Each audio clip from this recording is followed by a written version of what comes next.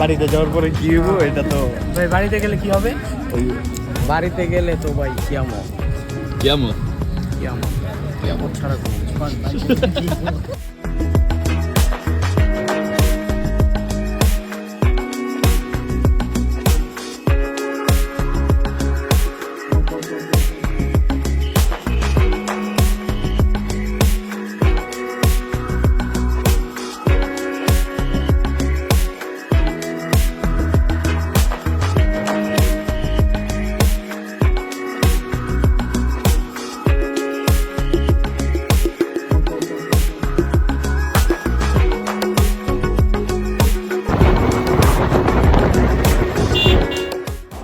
Hello বন্ধুরা, কেমন আছেন সবাই? এখন বাজে রাত 11টা আর আমরা চারজন যাচ্ছি এমন এক জায়গায় যেটা আমি নিজেও কিছুক্ষণ আগে জানতাম না।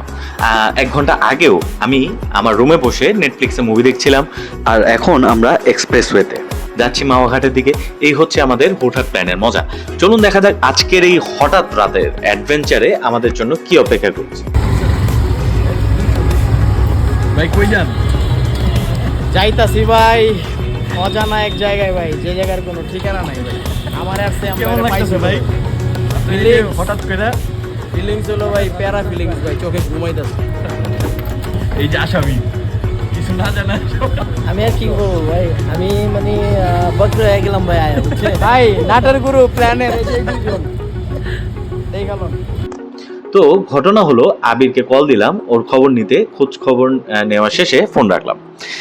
এর কিছুক্ষণ পর হঠাৎ ফোন দিয়ে বলল, ভাই নামেন। আমিও নেমে গেলাম, এরপর বের হয়ে পড়লাম। সাথে ছিল আদনান ইভেন্টের ওনার জাভেদ ভাই ও ওল্ড টাউন ইভেন্টের ওনার বুলবুল ভাই। সবাই একসাথে হবার পর আবির বলল, মাওয়া থেকে ঘুরে আসি, চলেন পদ্মা ইলিশ খাবো। তো আমি প্রথমে হাসে উড়ে দিছি যে হঠাৎ করে কেমনে কি। তো আবির বললো, আরে জীবনের আসল মজা তো এরকমই, এমন হুটহাট প্ল্যানগুলোতেই হয়।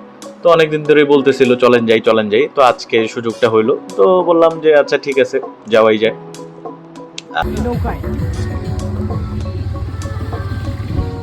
অবশেষে আমরা মাওয়া ঘাটে, এখন রাত প্রায় 12:30, কিন্তু এখানে পরিবেশটা দেখে মনে হবে যেন মাত্র সন্ধ্যা।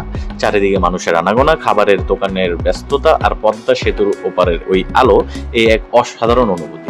যদিও মনে করেন এখানে বৃহস্পতিবার এবং শুক্রবার মানুষের আনাগোনা বেশি থাকে, এবং আজকে যেহেতু ছুটির দিন না, তাই একটু মানুষের আনাগোনা তুলনামূলক কম। চারিদিকে এই ব্যস্ততা আর পদ্মার বাতাস গায়ে লাগতেই পুরো জার্নিটার মনে হয় ক্লান্তিটাই দূর হয়ে গেল। মাওয়াতে আসছি আর ইলিশ খাবো না তা তো হতেই পারে না। এখানকার নিয়মটা খুব মজার। আপনি নিজেই দোকান থেকে তাজা মাছ কিনে পছন্দ মতো মাছ ভেজে নিতে পারবেন আপনি আপনার মতো করে।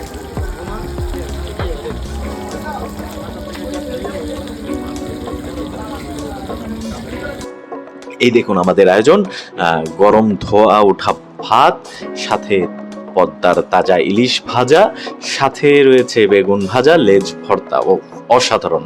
এই ইলিশ ভাজার স্বাদটাই অন্যরকম, একদম ফ্রেশ আর সরিষার তেলে ভাজা, মুখে দিলেই মিলে যাচ্ছে। খাওয়ানোর পরে মনে করেন এক অসাধারণ অনুভূতি। এই জন্যই এত রাতে এত দূর ছুটে আসে মানুষ। এই স্বাদটা ঢাকার অন্য কোনো রেস্টুরেন্টে একদমই পাওয়া যায় না এবং সম্ভব না। খাওয়া দাওয়া তো শেষ, এখন আমরা পদ্মার পাড়ে একটু বসি বা হাঁটি। রাতের বেলা নদীর পাড়ের এই শান্ত পরিবেশটা মনটা ভালো করে দিল আমাদের।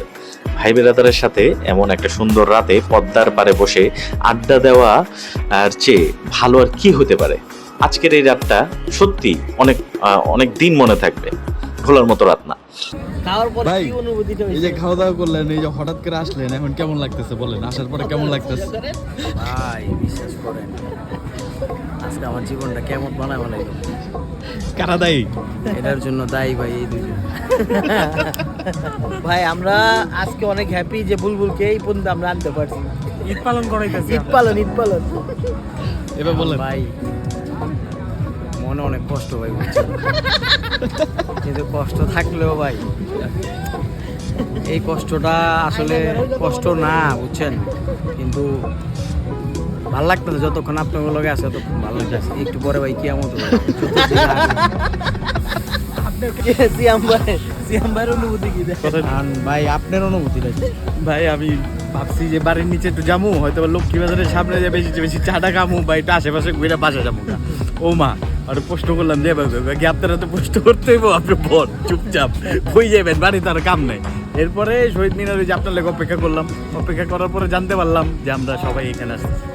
কিন্তু শোনার পর আমার ভালোই লাগছে, খারাপ লাগেনি। কিন্তু আমি রাস্তায় কিচ্ছু করি না, কারণ এতদিন পরে বেরোইছি, ঈদেও বেরোইতে পারিনি। ভালোই লাগতেছে, সবাই একসাথে বেরোইলাম। ভিউটা খুব সুন্দর ছিল, খাওয়া দাওয়া খুব ভালো হয়েছে। অল ওভার এই যে সব ভাই বেড়াদার একসাথে আসছি, ভালোই লাগছে। এই যে আমগো পক্ষ থেকে 2 আসামিকে ধন্যবাদ আমাদেরকে ট্রিট দেওয়ার জন্য। ধন্যবাদ।